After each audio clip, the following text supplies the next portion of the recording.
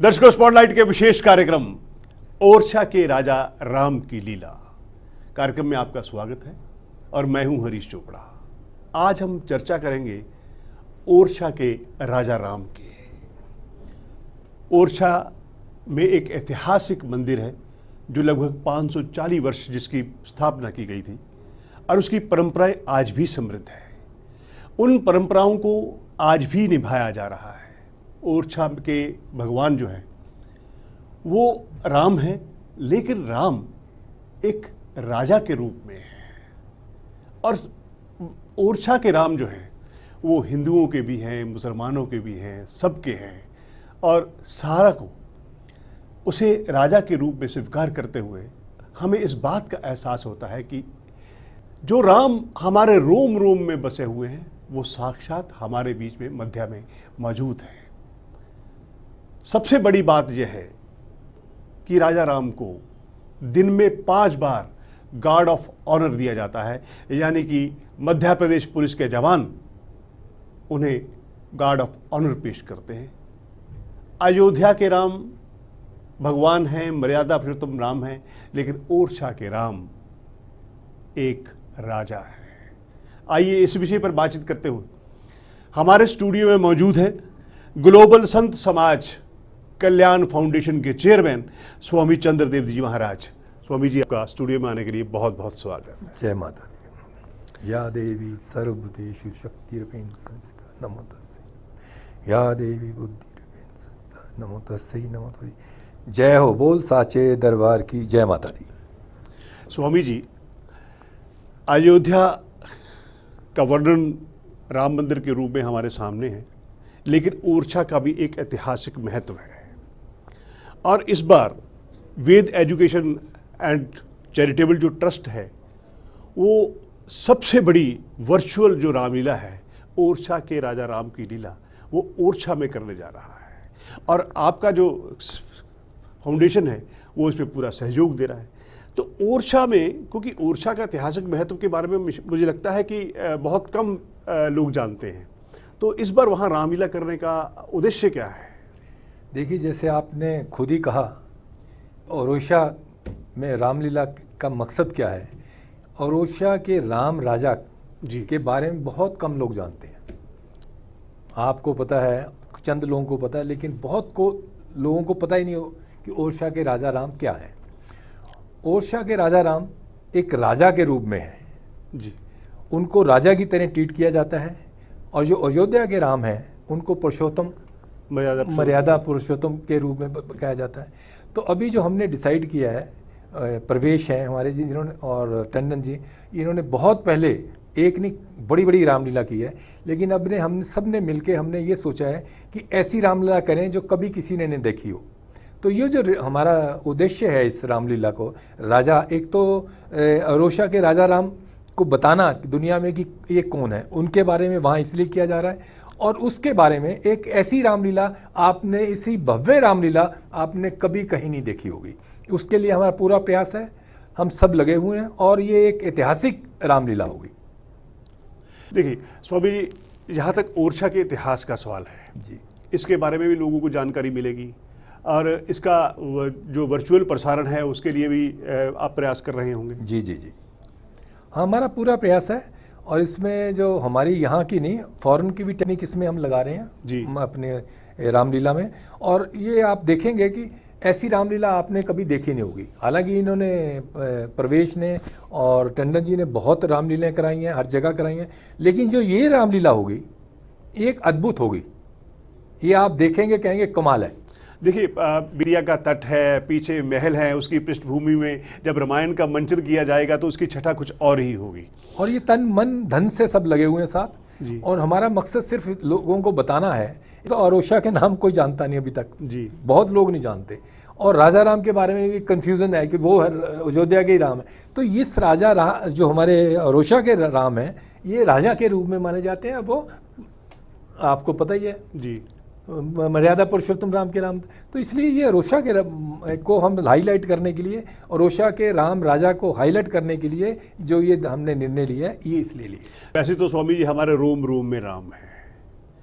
अब सवाल ये है कि हम सब जब सामाजिक व्यवहारिकता से बात कर रहे हैं, मर्यादाओं की बात करते हैं, संस्कारों की बात करते हैं, तो जो नैतिक मूल्य और जो नैतिक संस्कार, जो पारिवारिक संस्कार हमें रामचरितमानस से मिलते हैं, उनको समाज में व्यवहारिक रूप से लाने के लिए क्या किया जाना चाहिए? देखिए, ये जो हमारा देश है ऋषि प्रधान और कृषि प्रधान है, और मुझे बड़े दुख के साथ कहना पड़ता है कि ना ऋषि ठीक से काम कर रहे हैं ना कृषि कर रहे हैं। इसके लिए जो साधु संतों को जो है बाहर निकल के आना पड़ेगा, अपने मठों से, अपने आश्रमों से, सनातन धर्म के बारे में बोलना पड़ेगा कि है क्या सनातन धर्म। वो जो हम लैग कर रहे हैं, और मुझे लग रहा है अभी इस राज्य में आपके सरकार में काफ़ी कोशिशें हो रही हैं। हमारे टूरिज़्म के, हमारे जो चीज़ें नहीं थी, जिनको ज्ञात नहीं था, जिनको ज्ञान नहीं था इसके बारे में, वो सारी चीज़ें अभी जो आप पब्लिक के सामने पेश की जा रही हैं। तो हम कोशिश यही कर रहे हैं कि जो हमारी, जो हम माँ के उपासक हैं, माता का बहुत बड़ा इसमें योगदान होता है बच्चों के संस्कार डालने में, जो अभी कुछ कमी है, तो हम उसका प्रयास करेंगे। और ये जो हम रामलीला दिखाएंगे, इसमें भी हम बताएंगे, जो हमारे संत आएंगे स्पीच करने, हम उसके बारे में कोशिश करेंगे कि जो जैसे दूसरे धर्मों के बारे में इतनी कर रहे हैं, हम भी कोशिश करें कि हमारे धर्म के बारे में भी हमारे बच्चे बचपन से शुरू करें। स्वामी जी, आपने जीवन में बहुत सारे आयाम हैं, आपके जीवन के बहुत सारे आयाम। आप फिल्म इंडस्ट्री में भी रहे, आप बतौर अभिनेता भी आपने कई फिल्मों में काम किया, कई चोटी के अभिनेताओं के साथ काम किया। इतना ग्लैमरस जीवन जीने के बाद ये भगवा वस्त्र तक का सफ़र आपने क्यों तय किया और कैसे किया? देखिए, जब आदमी भूखा होता है ना, उसके सामने थाली रख दो, वो पिट जाता है। हमने सब खा लिया, पी लिया, सब कुछ, अभी शांति है। अभी हम समाज के को करें, जो हमने सीखा है वो समाज के लिए काम करें। अपने लिए तो सभी कर रहे हैं। अभी हमारे बच्चे बोलते हैं, पापा, हमारे सारे बच्चे ग्लैमर हैं, ग्लैमर लाइन में है, वो कहते पापा आपकी उम्र तो स्कॉच पीने की, आप गंगा जल पी रहे हैं। मैंने कहा अगर सारे स्कॉच पिएंगे तो गंगा जल कौन पिएगा भाई? अगर सारे ही अमृत पिएंगे तो फिर विष कौन पिएगा? तो इसलिए एक दिन माँ बैठे बैठे माँ का आशीर्वाद हुआ। माँ ने कहा बेटा अब आओ, अभी तुम्हारी समाज को ज़रूरत है। उसी दिन सब कुछ छोड़ के मैं बन गया।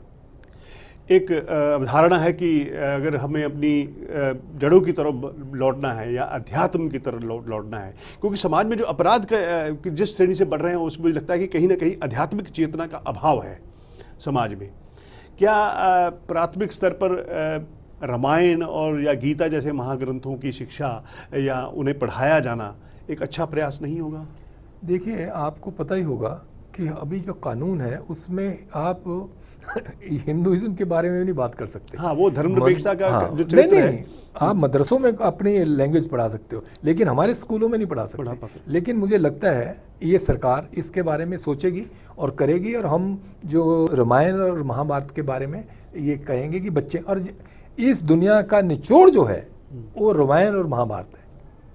अच्छा स्वामी जी, अब जब ओरछा में एक भव्य रामलीला का मंचन किया जा रहा है, हालांकि लॉकडाउन के दौरान हो सकता है कि तब तक पाबंदियां हट जाएं, या हो सकता है कि क्या परिस्थितियां आती हैं, ये तो खैर समय ही बताएगा, कि क्या ओरछा का रामायण का मंच जो है वो कोई आध्यात्मिक चेतना यज्ञ शुरू करने का एक एक एक एक महत्वपूर्ण मंच बन सकता है? इसके लिए आप प्रयास करेंगे?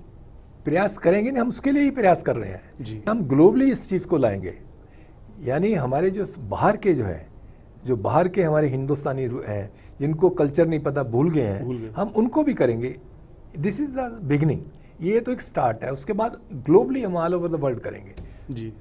और टंडन जी और प्रवेश जी ने पूरी इसकी जो है ऐसा तैयार किया रूपरेखा कि ये मुझे नहीं लगता कि वर्ल्ड में कहीं ऐसी किसी ने देखी होगी जी। क्योंकि पश्चिम से हमने भले ही उसका अनुसरण किया हो, लेकिन पश्चिम को हमने भी बहुत कुछ दिया है। हमने रामायण दी, हमने गीता दी है, हमने बहुत सारे वेद दिए, और सबसे बड़ी बात है कि हमने योगा दिया पश्चिम को। आज योगा की स्वीकार्यता बहुत देशों में है। अब सवाल यह कि भारत की जो ऋषि परंपरा है वो बड़ी समृद्ध है। अब पहले बच्चे गुरुकुल में जाते थे, अब तो खैर लैपटॉप पे घर पे पढ़ रहे हैं। तो आध्यात्मिक चेतना जागृत करने के लिए जो ऋषि पर शिष्य परंपरा है या गुरुकुल परंपरा है, उसको किसी न किसी माध्यम से या किसी न किसी तरीके से एक नए सिरे से शुरू करने की ज़रूरत नहीं है? जरूरत नहीं, जरूरत पूरी जरूरत है, जी। ये होना चाहिए। संस्कार जो थे वो वहीं से चालू होते थे। गुरु पहले, अब तो गुरु के साथ लोग बैठ के सिगरेट शराब पीने लगे, गुरु भी ऐसे हो गए। तो वो गुरुकुल में जो चीज़ें थी वो दोबारा करनी चाहिए। हम गवर्नमेंट से प्रयास करेंगे मिलने का भी और बात करने का कि गुरुकुल जो इन्होंने अंग्रेज़ों ने और लेफ्टिस्ट ने ख़त्म की है अपने इस हमारे कल्चर को ख़त्म करने के लिए, वो दोबारा रिवाइव हो। अच्छा, ओरछा के मंच से आप भारत के लिए क्या संदेश देना चाहते हैं? ओरछा से हम यही संदेश देना चाहते हैं कि जिस तरह भगवान राम ने अपने मर्यादा में रह के जात पात को किसी को ना मानते हुए सबसे गले, ऐसे आप ही मर्यादा में रहें और छुआछूत छोड़ के सबको एक के साथ रखें।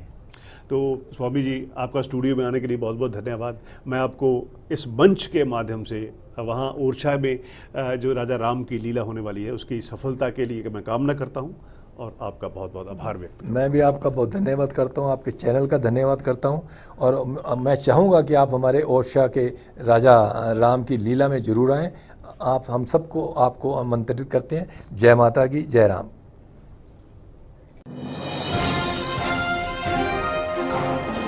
आप हमारे संत वाणी चैनल को सब्सक्राइब करें, वीडियो को लाइक करें, शेयर करें और हाँ, बेल आइकन पर क्लिक करना बिल्कुल ना भूलें ताकि हमारी किसी भी वीडियो की सूचना सबसे पहले आपको मिले।